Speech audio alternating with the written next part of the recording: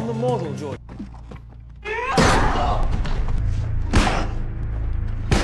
Please help me, please. Hai guys, terima kasih telah klik video ini. Kali ini gue akan bawakan alur cerita film seru lagi nih, yaitu tentang seorang wanita yang mau casting untuk memperbaiki nasibnya malah berakhir jadi budak pemuas dahaga. Tapi bakal ada pembalasan dendam yang epik nih di akhir cerita. Oke, tanpa berlama-lama lagi, langsung kita ke ceritanya.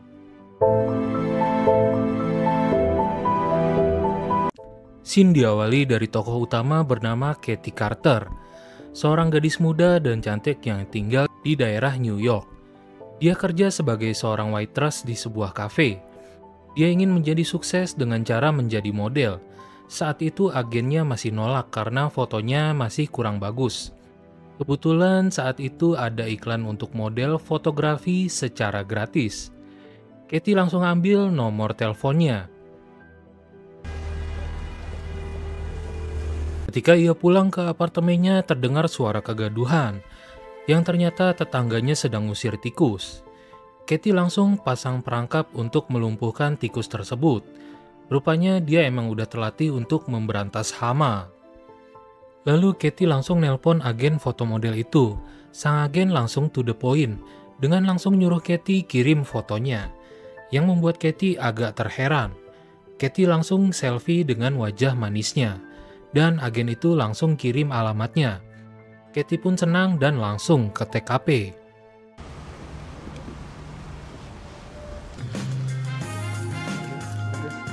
Katie pun sampai di TKP dan disambut oleh pria bernama Georgie. Dia bilang udah ada janji untuk foto di sana jam 10 pagi. Lalu di sana ada Ivan, sang fotografer yang langsung memujinya bahwa kamu jauh lebih cantik daripada di foto. Di sana Katie bawa pakaian sendiri. Pas pilih baju, Ivan tunjuk baju yang paling seksi. Georgie sampai ngelamun ngeliatin Katie. Ketika Katie bertanya di mana dia ganti baju, Ivan bilang di sini aja. Dan dia bilang hanya bercanda, tentu saja di belakang sana. Di sana juga ada pria yang bernama Nicky yang kerjanya tidur doang di meja. Lalu Georgie bantuin Katie pakai kalung. Dia pun terlihat sangat takjub dengan kecantikan dari Katie. Ketika foto, Ivan mau sesuatu yang beda. Ivan mau yang lebih seksi lagi dengan cara topless. Dia bilang di Eropa topless adalah sesuatu yang normal. Para gadis melakukannya agar mendapatkan hasil yang lebih baik. Katie bilang dia nggak mau karena jika dia topless nantinya fotonya akan dijual di internet. Katie pun langsung meninggalkan tempat itu dan kembali ke apartemennya. Ketika sampai di apartemen, Katie langsung termenung. Impiannya mau jadi foto model malah mau dilecehkan. Keesokan harinya, Georgie datang untuk memberikan foto-fotonya. Katie udah bilang dia nggak mau.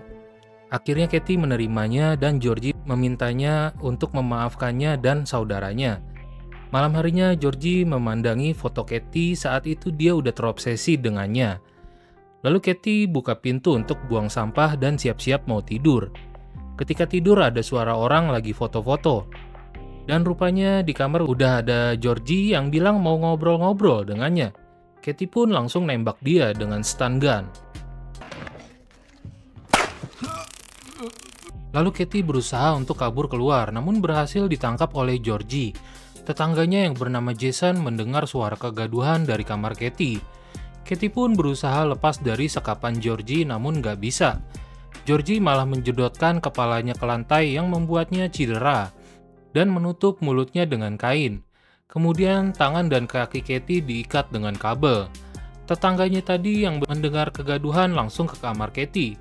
Ketika mau menolongnya, Georgie langsung mencoblos perutnya hingga Jason tersungkur. Georgie yang udah engas langsung merobek sempaknya dan memperkaosnya.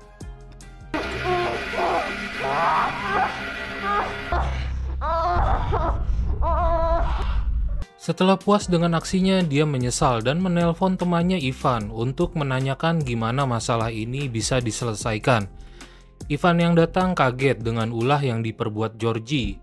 Di sana Ivan menyuruh Georgie dan Nicky untuk menggunakan sarung tangan agar sidik jarinya nggak terlihat. Lalu memaksa Katie untuk memegang pisaunya agar seolah Katie pelakunya. Ivan juga menyuruh Georgie membersihkan seluruh apartemen ini agar menghapus jejaknya. Lalu Ivan mencekoki Katie dengan narkoboy miliknya agar dia bisa nge-fly.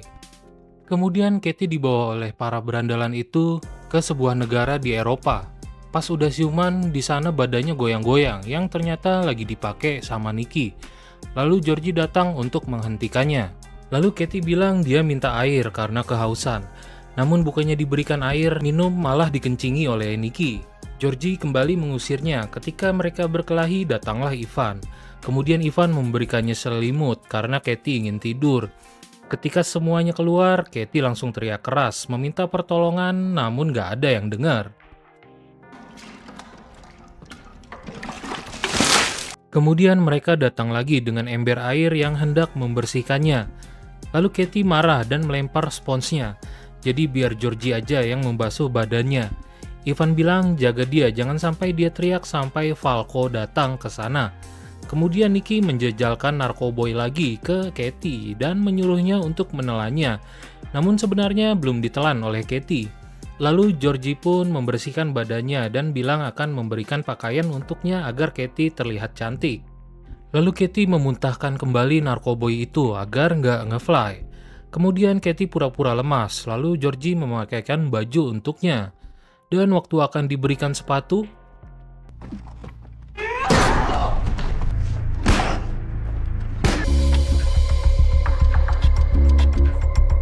Katie berhasil melarikan diri, namun dia bingung sebenarnya ia lagi ada di mana.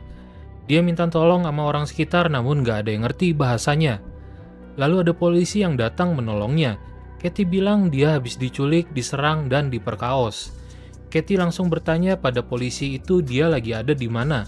Polisi itu langsung kaget bahwa dia aja nggak tahu keberadaannya lagi ada di mana. Dia bilang saat ini kamu sedang ada di Bulgaria. Katie bilang dia nggak tahu karena dia terakhir diperkaos di New York. Ketika Nicky masuk, dia kaget bahwa Georgie udah babak belur dan Katie udah melarikan diri dengan jendela yang kebuka.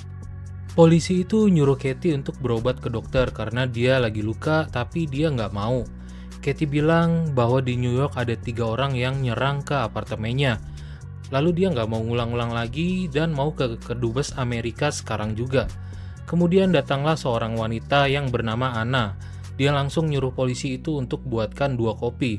Anna bilang dia punya tempat penampungan untuk wanita yang terluka dan nggak punya tempat tinggal. Dan dia bilang juga akan membantu Katie pergi ke kedubes Amerika. Di perjalanan Anna bilang kalau kamu berurusan sama polisi akan jadi ribet. Maka Anna meyakinkannya dengan akan memberinya uang dan ngakunya rumahnya dekat dengan kedubes Amerika. Jadi Anna bilang mampir ke rumahnya dulu untuk memberikannya pakaian dan perawatan. Sampai di rumah Anna bilang ada tempat penyimpanan pakaian di bawah. Ketika dia buka pintu, rupanya Katie digiring balik ke tempat awal. Dan Ivan pun mengucapkan selamat datang kembali.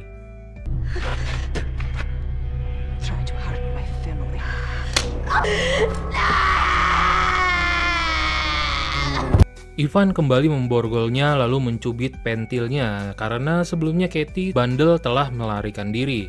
Lalu datanglah om-om yang bernama Falco. Falco punya fetish hardcore, jadi sebelum main dia nyetrum Katie dulu. Dia juga nyetrum anunya Katie. Di sisi lain Anna seperti orang stres, main boneka di kamar sambil dengerin musik klasik. Setelah selesai, Falco bilang dia gadis yang cantik. Kemudian Ivan kembali kepada Katie dan bilang, tenang, kamu tidak akan kami perkaos lagi karena kamu menjijikan. Lalu Katie menamparnya. Kemudian Ivan membalasnya dengan membabi buta sampai bonyok. Lalu mereka menggali kubur untuk pemakaman Katie. Kemudian Ivan bilang, andai aja kamu mau melepas baju di New York, maka hal ini mungkin gak akan terjadi. Kemudian mereka merobek baju Katie dan menaruhnya di sebuah box untuk dikuburkan bersama kalung dan tongkatnya Falco. Ivan pun menyampaikan perpisahan terakhir untuknya. Ketika terkubur, Kate berdoa agar bisa tertolong dan tidak berakhir di sini seperti ini. Benar aja, nggak lama kuburannya jatuh dan jeblos ke bawah. Lalu Nicky berencana party malam ini untuk merayakannya sebelum kembali ke New York. Ivan bilang kita nggak akan kembali ke sana karena terlalu beresiko. Kemudian di bawah, Katie udah siuman dan melihat coran di atasnya jebol yang membantu meloloskan dirinya. Karena kehausan, Katie meminum genangan air yang ada di sana. Dia melihat ada pakaian yang lumayan bisa menghangatkan dirinya. Katie meminta pertolongan, tapi emang di bawah sana kosong, nggak ada orang sama sekali. Dia melihat ada burung yang terjebak, lalu langsung aja burung tersebut dimasak karena dia udah lapar banget, nggak pernah dikasih makan. Lalu Katie melihat ada sebuah jalan untuk keluar. Dia langsung ikuti jalan tersebut yang ternyata menuju ke sebuah gereja. Pastor itu mendengar ada suara dari arah dapurnya dan pas dilihat ada yang mencuri makanan di sana. Ketika dicek, asalnya dari bawah sana. Lalu Katie mencuri sebuah senter milik orang proyek untuk penerangan di bawah sana. Keesokan harinya, Katie kepergok oleh pastor itu ketika sedang mencuri. Pastor yang baik hati itu malah nyuruh silakan makan. Pastor itu bilang dia ingin menolongnya, namun Katie bilang nggak butuh bantuan. Kemudian pastor itu mempersilahkannya untuk mengambil baju, makanan, dan Alkitab yang dipersiapkan untuknya. Katie dengan senang hati langsung mengambil pemberian dari pastor itu. Kemudian Katie berjalan-jalan keluar dan dia ketemu kedubes Amerika. Dia nggak mau ke sana dulu karena dia masih ingin menuntut balas atas apa yang mereka perbuat kepadanya. Kemudian Katie kembali ke gereja. Pastor itu mengetahui pasti ada seseorang yang berbuat sangat buruk padanya. Pastor itu menawarkan untuk menelpon polisi, tapi Katie bilang jangan. Lalu pastor itu bilang kamu nggak bisa lari selamanya. Katie bilang dia nggak akan lari. Di Alkitabnya Katie, pastor itu membaca Vengeance is mine. Dan dia menyadari bahwa Katie sedang menuntut balas pada seseorang. Katie sedang mantau target pertamanya, yaitu Nikki. Lalu Katie masuk ke rumahnya dan mengambil beberapa gepok uang yang ada di laci. Katie mengikuti Nikki yang sedang jalan menuju sebuah klub.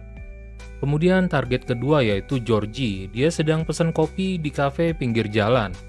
Lalu pas lagi minum, dia keselak kalungnya Katie.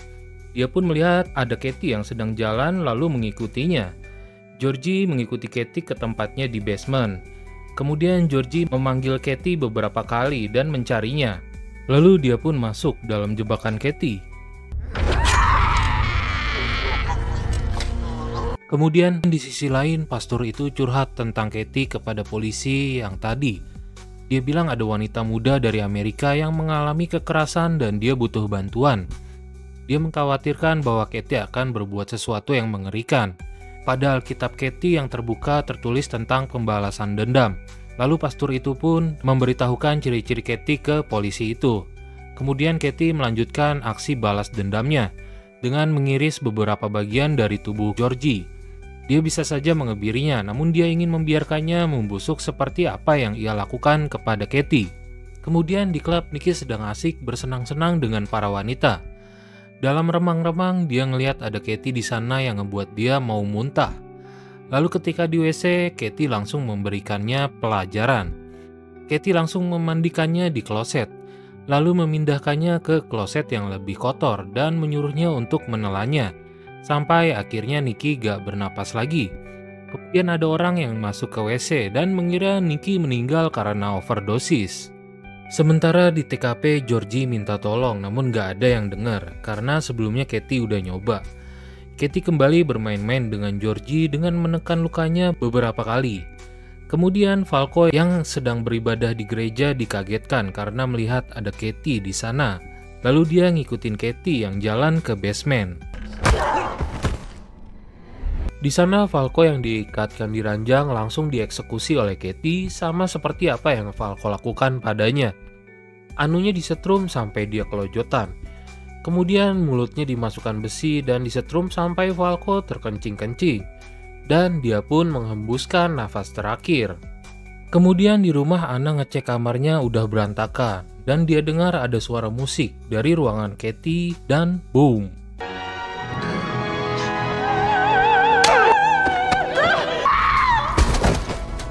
Anna dimasukkan ke dalam box yang sebelumnya dipakai untuk Katie. Lalu tutup box digetokkan ke kepala Anna. Ivan yang pulang kaget karena uang mereka di sana udah disobek-sobek. Lalu ia ngecek basement tempatnya Katie. Di sisi lain, polisi itu sebenarnya udah tahu bahwa itu adalah Katie, wanita yang beberapa hari lalu minta tolong padanya. Pastor itu menunjukkan tempat Katie berasal, lalu sang polisi langsung nyisir basement itu. Ivan kaget melihat keadaan Georgie, lalu dia langsung disergap oleh Katie. Kemudian Ivan bangun dengan keadaan bijinya udah dijepit. Lalu Ivan bilang Anna itu bukan ibunya, tapi ibunya Nikki, buah dari hasil pemerkosaan. Anna sering jual para wanita kepada Falco, termasuk Katie.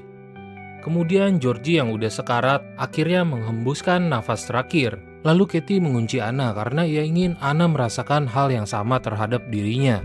Saat ini yang tersisa tinggal Ivan. Pentilnya dicabut paksa oleh Katie dan bijinya digencet di mesin pres. Kemudian kantong menyanyi terus dipres sampai pecah.